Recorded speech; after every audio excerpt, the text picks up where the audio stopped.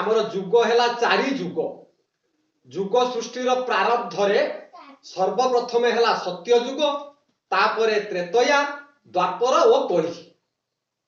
त्रेतया द्वापर और कली एही 3 जुगरे नारी माने विधवा हेउथिले किंतु सत्य जुगरे नारी माने काहीकि विधवा हेउ नथिले ता पछरे पुराण मतवाद कौन अछि आसंतु आज आमे आलोचना माध्यम रे जानिबा।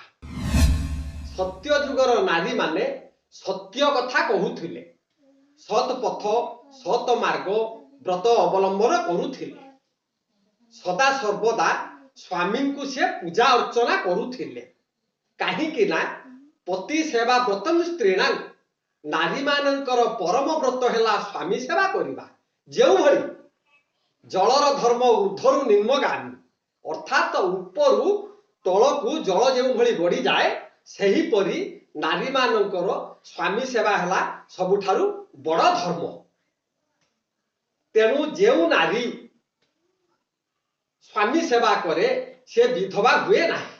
सेतबेले जुगर नारी माने स्वामी माने एका सांगरे चलुथिले अर्थात स्वामी स्त्री 2 जण एका सांगरे चलुथिले ताकर आत्मा एक थिला दीटा आत्मा एक आत्मा रे परिणत हेतिला काहीकि ना भगवान शिवन को मध्य अर्धनारीश्वर बोली कहा जाए अधे नारी अधे होछंती ईश्वर।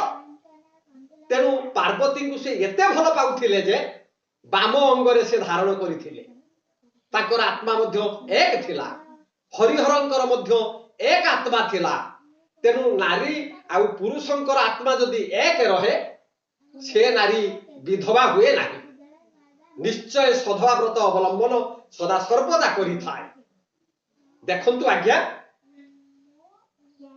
वनस्तरे अत्रि मुनिंकर पत्नी अनुसया स्वामी सेवा बलरे ब्रह्मा विष्णु महेश्वर को 3टा बालक करदेला एवं निज स्तनरु से क्षीर मध्य खुआई थिला।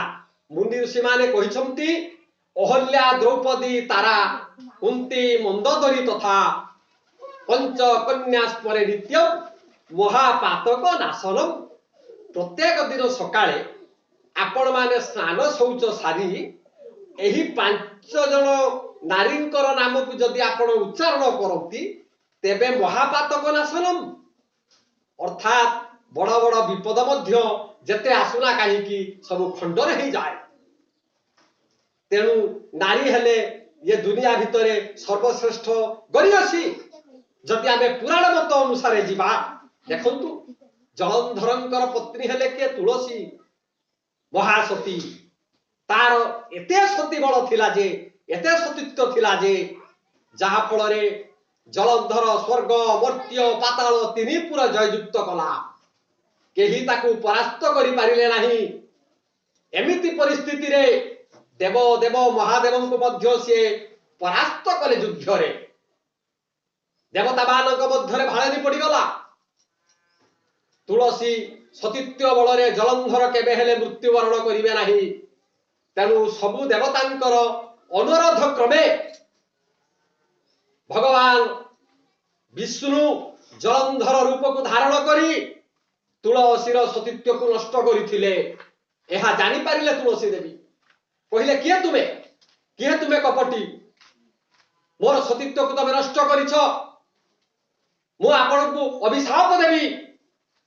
सती तुलसीर वाक्य को सुनी रंभा पत्र पड़ी विष्णु मध्य थरहर हेबार लागिले कहले देवी मते अभिशाप दबा पूर्वरु आज ठारू तुमे मो मुंड उपरे रही पूजा पाइबो।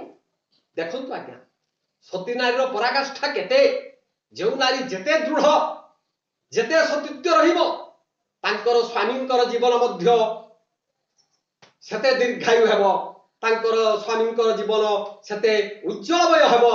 आउ एक दृष्टांत सुनंतु आज्ञा सत्यवानंकर स्त्री हेले सावित्री। सावित्री निजर सतीत्व बल रे जमंक ठारू निजर स्वामींकर जीवन को फेरे आनिथिले। तेणु मने रखंतु आज्ञा जेउ नारी जेते सती हबो से नारी वैधव यंत्रणा रे केबे हेले प्रपीड़ित हेबो नाही। ସଦା ସର୍ବଦା ମୁଣ୍ଡରେ ସିନ୍ଦୁର ଆଉ ହସ୍ତରେ ଚୁଡ଼ି ତାର ଝଟକୁଥିବ। ତେଣୁ ମା ମାନଙ୍କୁ ମୋର ଅନୁରୋଧ, ସବୁବେଳେ ପାଇଁ ଶଙ୍ଖା ସିନ୍ଦୁରକୁ ଆପଣ ଜାବୁଡ଼ିକି ରଖନ୍ତୁ, ହଜେଇ ଦିଅନ୍ତୁ ନାହିଁ। ସ୍ୱାମୀ ସେବା କରନ୍ତୁ, ନିଜ ଜୀବନକୁ ସାର୍ଥକ୍ୟ କରନ୍ତୁ, ଯାହା ଫଳରେ ଆପଣଙ୍କର ପାରିବାରିକ ସୁଖ ସମୃଦ୍ଧି ଧନ ରତ୍ନ ହୀରା ନୀଳାମତି ମାଣିକ ବୈଦୁର୍ଯ୍ୟ ଅଷ୍ଟରତ୍ନରେ ପରିପୂର୍ଣ୍ଣ ହେଇଯିବ। ମଙ୍ଗଳମୟ ଭଗବାନ ଆପଣଙ୍କର ନିଶ୍ଚୟ ମଙ୍ଗଳ କାମନା କରିବେ।